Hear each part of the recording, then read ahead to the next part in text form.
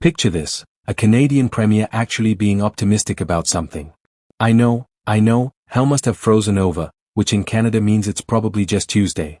But Scott Moe is out here talking pipelines and hope in the same sentence, while simultaneously throwing shade at British Columbia's David Eby like it's an Olympic sport.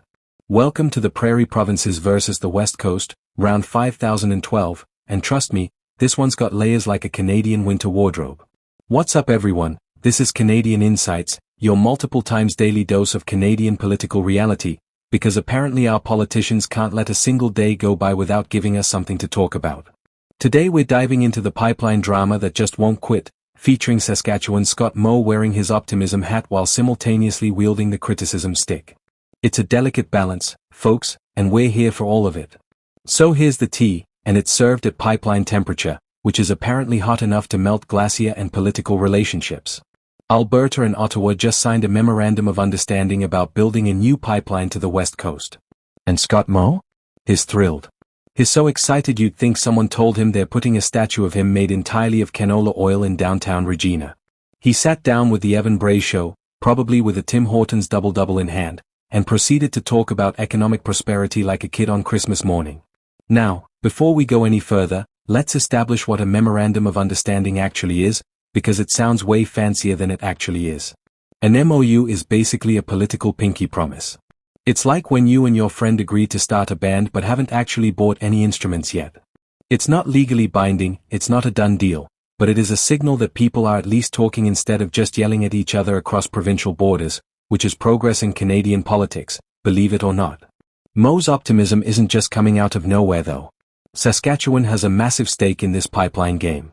We're talking about a province whose economy runs on resources like a car runs on gasoline, which is poetic because that's literally what we're discussing. Oil and gas are to Saskatchewan what maple syrup is to Quebec, except way less delicious and significantly more controversial. Every barrel that moves through a pipeline means jobs, revenue, and economic stability for a province that's been watching global oil markets like a hawk watches a particularly interesting field mouse. But here's where the plot thickens like Saskatchewan gumbo at a church potluck. While Moe's over here celebrating this MOU like it's already a done deal, he's also taking shots at BC Premier David Eby faster than you can say interprovincial trade dispute. And honestly, the drama is exquisite. It's like watching two neighbors argue over a fence, except the fence is thousands of kilometers of pipeline infrastructure and the property values we're talking about are measured in billions of dollars. Moe's criticism of Eby isn't exactly subtle. He's basically saying that while Alberta and Ottawa are being adults and working together, British Columbia is being that one person in the group project who refuses to cooperate and then wonders why everyone's annoyed.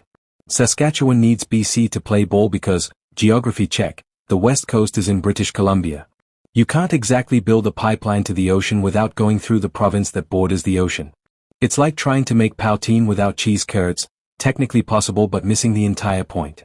Now let's talk about why BC is the reluctant participant in this pipeline party.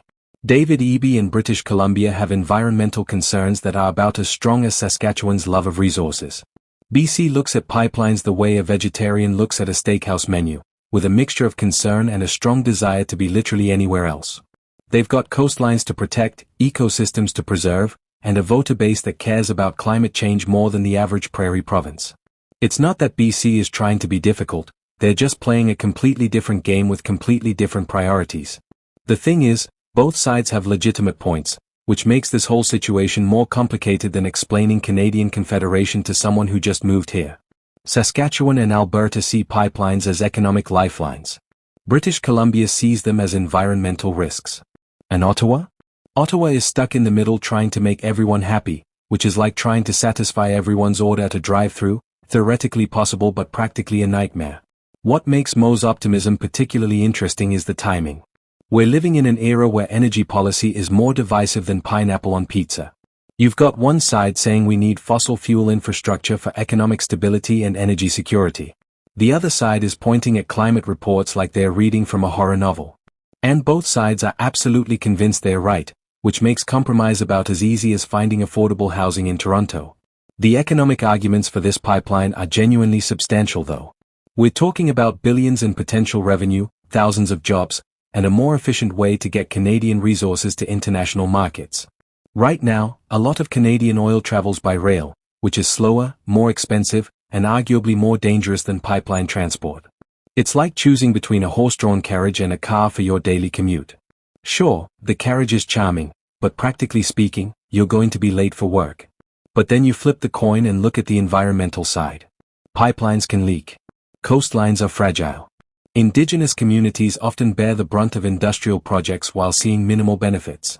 Climate change is real and accelerating faster than a Zamboni on fresh ice. These aren't trivial concerns, they're existential questions about what kind of country we want to be and what kind of planet we're leaving behind. Here's where it gets really spicy though.